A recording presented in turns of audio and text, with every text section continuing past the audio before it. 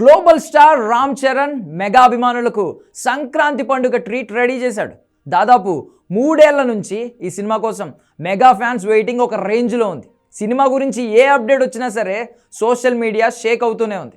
లేటెస్ట్గా రిలీజ్ చేసిన ట్రైలర్కు కూడా చాలా మంచి రెస్పాన్స్ వచ్చింది.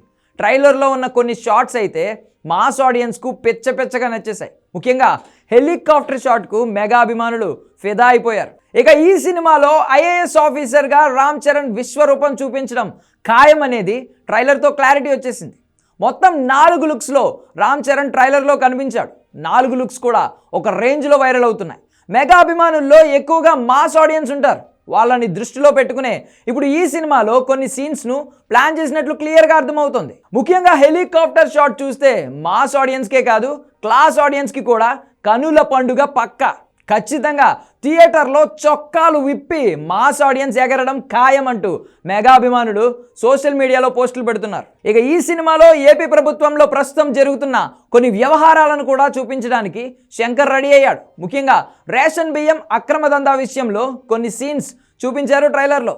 ఉప ముఖ్యమంత్రి పవన్ కళ్యాణ్ కాకినాడ పర్యటన సందర్భంగా ఆ వ్యవహారం నేషనల్ వైడ్గా సెన్సేషన్ అయింది. దీంతో ఆ వ్యవహారాన్ని ఈ సినిమాలో చూపించేందుకు శంకర్ ప్లాన్ చేశాడు. సీజ్ ద షిప్ అంటూ పవన్ కళ్యాణ్ నోటి నుండి వచ్చిన ఆ ఒక్క డైలాగ్ కూడా నేషనల్ మీడియాను షేక్ చేసింది. అవసరమైతే ఆ డైలాగ్ కూడా ఈ సినిమాలో ఉండే ఛాన్స్ ఉంది.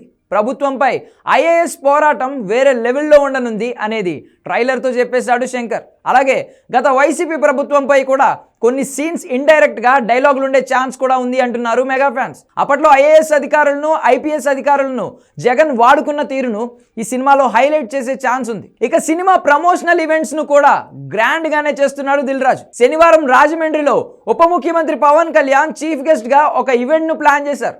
ఈ ఈవెంట్కు జనసేన పార్టీ మంత్రులు ఎమ్మెల్యేలు కూడా అటెండ్ కానున్నారు. దీనికోసం రాజమండ్రిలో భారీ భద్రతను కూడా ఏర్పాటు చేస్తున్నారు పోలీసులు.